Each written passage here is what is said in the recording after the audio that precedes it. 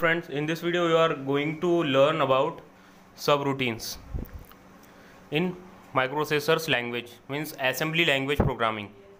ठीक है, अब जो हमारा मेन प्रोग्राम होता है, ठीक है, उसमें बहुत कोई कोड्स जो कोई लाइंस ऑफ कोड ऐसे होते हैं जिसको हमको बार बार लिखना पड़ता है। ठीक है, सो ऐसी लाइंस ऑफ कोड्स को अगर हम एक दूसरी जगह लिख दें, ठीक है, और उसको जहाँ पर भी ज़रूरत पड़ रही है, जैसे ये इंस्ट्रक्शन है, उसके बाद ये दूसरी इंस्ट्रक्शन है, ये दूसरी इंस्ट्रक्शन के पहले अगर वो कोड की ज़रूरत पड़ रही है तो यहाँ से उसको अगर कॉल कर ले तो हमको बार बार लिखने की ज़रूरत नहीं पड़ेगी, सिर्फ इंस्ट्रक्शन लगेंगे कॉल और वहाँ से रिटर्न के लिए। ठीक है, सो उसी कोड को जो बार बार हमको लिखना पड़ता है, और फिर अगर हमको लिखना पड़ा तो हम कोई और मेमोरी लोकेशन पे उसको लिख कर रख देते हैं और वहाँ मेन प्रोग्राम से उसको बार बार कॉल करते हैं, तो उसी प्रोग्राम को कहते हैं सब रूटीन। ठीक है, इन ALP प्रोसीजर। ओके, सो अब देखो फॉर एग्जांपल अगर ये मैं प्रोग्राम का एग्जांपल लूँ, अब ये इंस्ट्रक्शन है, यहाँ पे ज़रूरत पड़ रही है सब रूटीन को कॉल करने की, सब रूटीन यहाँ पे एग्जीक्यूट करना है। ठीक है, अब यहाँ से सब रूटीन को कॉल किया, कॉल इंस्ट्रक्शन एग्जीक्यूट हुई, फिर ये गया सब रूटीन के फर्स्ट इंस्ट्रक्शन पे। ओके, वो फर्स्ट इंस्ट्रक्शन के बाद से पूरी सब रूटीन एग्जीक्यूट हुई, फिर यहाँ पे रिटर्न वाली इंस्ट्रक्शन एग्जीक्यूट हुई। ठीक है, फिर यहाँ से रिटर्न वाली इंस्ट्रक्शन एग्जीक्यूट हुई तो यहाँ से फिर उसी जगह पर आया जहाँ से हमने इसको कॉल किया था। ठीक है, फिर वैसे ही प्रोग्राम फिर से एग्जीक्यूट होना शुरू हुआ मेन प्रोग्राम।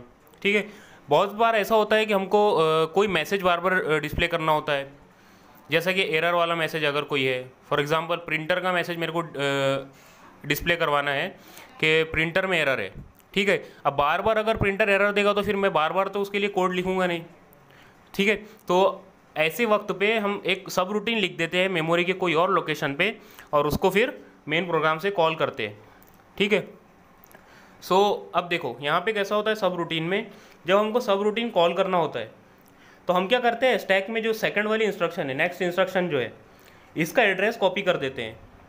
ठीक है, स्टैक में लोड देते हैं, मीन्स पुश कर देते हैं। ठीक है, सो ये वाले इंस्ट्रक्शन का एड्रेस कॉपी कर देंगे। ठीक है, फिर जब ये सब रूटीन पे जाएगा, सब रूटीन पे जाने के बाद जब सब रूटीन एग्जीक्यूट होगी, यहाँ से गया सब रूटीन पे, जब सब रूटीन एग्जीक्यूट होगी फिर कॉल होगा रिटर्न इंस्ट्रक्शन। अब रिटर्न इंस्ट्रक्शन कॉल हुआ तो रिटर्न इंस्ट्रक्शन को तो एड्रेस चाहिए ना कि कहाँ मैं वापस इसको कंट्रोल को भेजूँ, तो रिटर्न इंस्ट्रक्शन को वही एड्रेस दिया जाता है जो स्टैक में होता है। स्टैक में कौन सा एड्रेस था, ये वाले इंस्ट्रक्शन का। ठीक है, तो यहाँ से फिर वो उसी एड्रेस पे वापस से अपना कंट्रोल भेज देता है। ठीक है, फिर अगेन एक बार और मेरे को ज़रूरत पड़ गई मेन प्रोग्राम में, यहाँ से सब रूटीन, इस सब रूटीन का नाम क्या है, सब रूटीन A।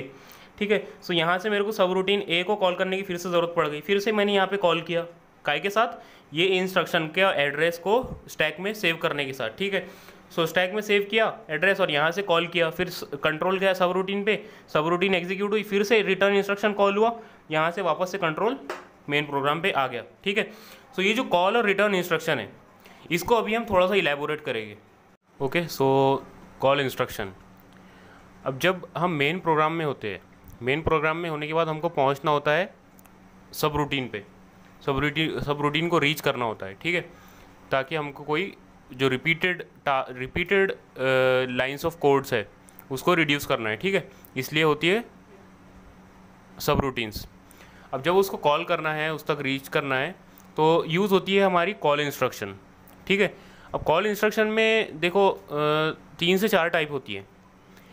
3 से 4 टाइप जो है वो इस पर बेस होती है कि सब रूटीन सेम कोड सेगमेंट में है या फिर बाहर है। ठीक है, देखो अब सेम अगर कोड सेगमेंट में है तो उसको बोलते हैं हम इंट्रा सेगमेंट सब रूटीन्स। ओके, और अगर कोड सेगमेंट से बाहर है तो उसको हम बोलते हैं इंटर सेगमेंट सब रूटीन। ठीक है, अब अगर कोड सेगमेंट के अंदर है, मतलब इंट्रा सेगमेंट सब रूटीन है, तो हमारी कॉल इंस्ट्रक्शन कौन सी यूज़ होती है, near MEM PTR16 and register PTR16। ठीक है, ये वाली 3 इंस्ट्रक्शन। ओके, सो नियर कब यूज़ होंगी, नियर तब यूज़ होंगी जब सेम प्रोग्राम में सब रूटीन हो। ठीक है, सो हम सिंपल इंस्ट्रक्शन लिखेंगे कॉल और उसके बाद जहाँ पर लोकेटेड है सब रूटीन, उसका हम यहाँ पे सिंपल एड्रेस दे देंगे, ठीक है। सो ये हो गया नियर प्रोसीजर, ओके। उसके बाद है रजिस्टर पॉइंटर 16 बिट, ठीक है। अब देखो, जब कॉल इंस्ट्रक्शन एग्जीक्यूट होता है तो पहले ये आइडेंटिफाई करता है कि सेगमेंट के अंदर है सब रूटीन या सेगमेंट के बाहर है। अगर सेगमेंट के अंदर है तो कॉल इंस्ट्रक्शन के बाद की जो इंस्ट्रक्शन होती है मेन प्रोग्राम में, तो उस इंस्ट्रक्शन का 16 बिट एड्रेस स्टैक में सेव होता है, ठीक है। और अगर कॉल सब रूटीन अगर बाहर है तो फिर 32 बिट का एड्रेस सेव होता है। कौन से इंस्ट्रक्शन का? जो इंस्ट्रक्शन कॉल इंस्ट्रक्शन के बाद में आएगी मेन प्रोग्राम में के, ठीक है। क्योंकि हमको रिटर्न भी करना है सब रूटीन से, तो सब रूटीन से जब रिटर्न होती है हम तो उसी इंस्ट्रक्शन पे आना होता है जो हमको कॉल इंस्ट्रक्शन के बाद एग्जीक्यूट करनी है, ठीक है। तो अब देखो यहाँ पर ये जो इंस्ट्रक्शंस है नियर, मेमोरी पॉइंटर 16 और रजिस्टर पॉइंटर से, ये 16 बिट के है दोनों भी, ठीक है। क्यों? क्योंकि यहाँ पर जो सब रूटीन है वो कोड सेगमेंट के अंदर ही है, ठीक है। अब यहाँ पर कोड सेगमेंट के अंदर होने की वजह से यहाँ पर 16 बिट कर लिए, ठीक है। सो अगर रजिस्टर में है फॉर एग्जांपल मैं कंसीडर करूँ कि BX, ये वाला देखो, ये वाला एग्जांपल ले लो, कॉल और उसके बाद ऑपरेंड में रजिस्टर दिया हो, ठीक है। अगर रजिस्टर में सब रूटीन है, ठीक है, वहाँ से एड्रेस कैलकुलेट करके हम उस तक रीच करेंगे सब रूटीन तक BX का कंटेंट यूज़ करके, ओके। BX एक जनरल पर्पज़ रजिस्टर है, तो फिर ये वाला हम इंस्ट्रक्शन यूज़ करेंगे, यानी रजिस्टर पॉइंटर 16, ओके। अगर फॉर एग्जांपल मेमोरी के अंदर है सब रूटीन, ओके, सब रूटीन अगर मेमोरी के अंदर है तो हम ये यूज़ करेंगे, memory pointer 16 call BX in bracket, ठीक है। ये कौन सा एड्रेसिंग मोड है? ये इनडायरेक्ट एड्रेसिंग मोड है, ठीक है। एड्रेसिंग मोड पर मैंने वीडियो बना चुका हूँ, you can refer my playlist on my channel, okay. So ये जो है इनडायरेक्ट एड्रेसिंग मोड है, यानी BX जो है, BX के अंदर से एड्रेस उठाएंगे और एड्रेस उठा के मेमोरी तक पहुंचेंगे सब रूटीन के फर्स्ट इंस्ट्रक्शन पे पहुंचने के लिए, ठीक है। सो ये था intra segment subroutine. So next the case of when subroutine is away from the और outside from the code segment, okay. So this is called intra segment subroutine. So in the case of intra-segment subroutine, we use FAR procedure. Okay, so FAR procedure represents a 32-bit immediate operand. Okay, 32-bit immediate operand that is stored in 4 bytes that follow the opcode of the call instruction in program memory.